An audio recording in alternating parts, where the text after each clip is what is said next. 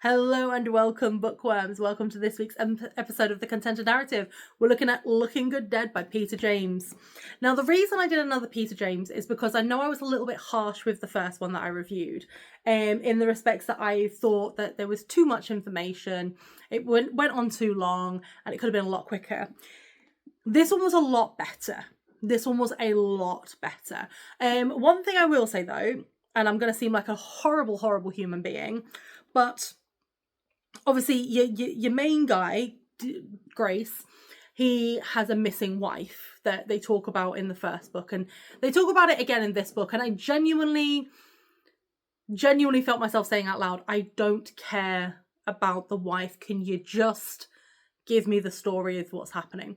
And I don't know, I am probably the only one that feels like that, but I genuinely was like, I don't care if it builds to his character. You've mentioned it in the first book. You've mentioned it again in this one. So I had to Google to find out what happened to his wife. And I'm not going to say anything, but I'm hoping that they don't keep mentioning the wife, because it's very late in the series when we finally understand what happened to the wife. So that kind of, yeah. Now, although this is the second book in the Grace series, you don't have to read it.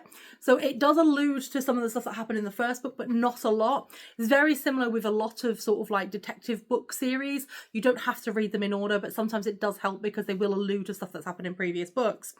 So basically the premise of this one is a gentleman riding home on a commute finds a DVD that's been left behind, sticks it in to see if there's anything identifiable on there to get it back to who it belongs to, and ends up witnessing a snuff film. He's then like, okay. And we are following Grace as he has the victim, who they find on the common.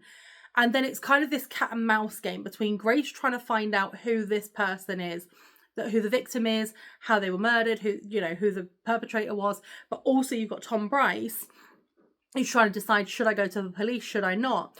And then he gets told, because he gets traced by these cybersecurity people that work for the company who gave the DVD, not to him, it was to a member that dropped it, that if he does go to the police, they will know and they will kill his wife and kids.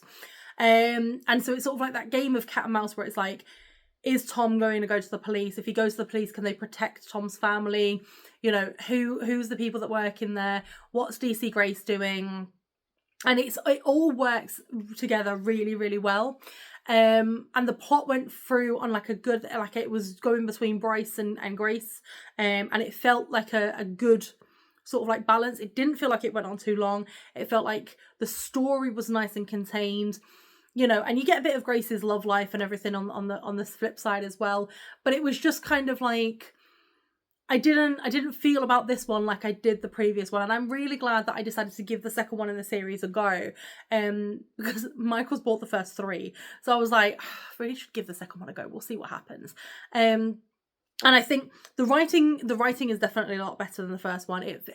I didn't roll my eyes. I didn't want to put it down. I didn't, But I think the characters are a lot more fleshed out as well. So not just Grace, but like the people around him is a lot more fleshed out. It doesn't feel like there's as much world building. And apart from him constantly mentioning his missing wife, who I really don't care about, and again, if that makes me a horrible person, so be it. But I do think that you should definitely give this a go, especially with the whole, will he, won't he? Like, and also, what would you do in that situation? Like, if you found this DVD and you saw the murder of someone happening, then you find out, you see the name in the press that this person's been identified and it's the person in the DVD that you watched. But you've been warned that if you go to the police, they will know and they'll kill your wife, your children, and make you watch them kill you next. What would you do? Would you keep quiet? Would you go to the police? Would you be the better person? Would you be, and is necessarily being the better person the one that's going to the police, or is the being the best person the one looking after the family? So that was a really interesting conundrum, and I really liked how they dealt with that. So paperback, hardback, library, Kindle, you know the drill. However you want to read it, I'd definitely give it a go. And I'm glad that I gave the second book in the series a go.